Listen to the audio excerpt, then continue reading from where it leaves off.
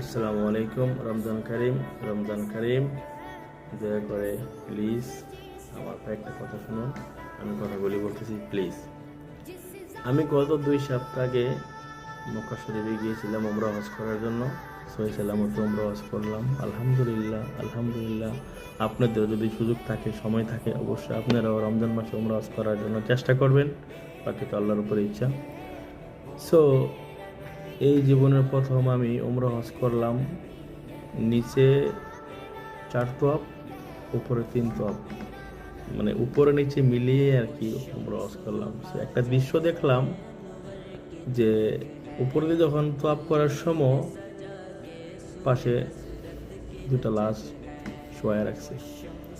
উমরা করে বের হওয়ার সময় গাড়ি দিয়ে আবার লাশ নিয়ে ভিতরে যাচ্ছে। এই যে একটা দৃশ্য, সত্যি অবাক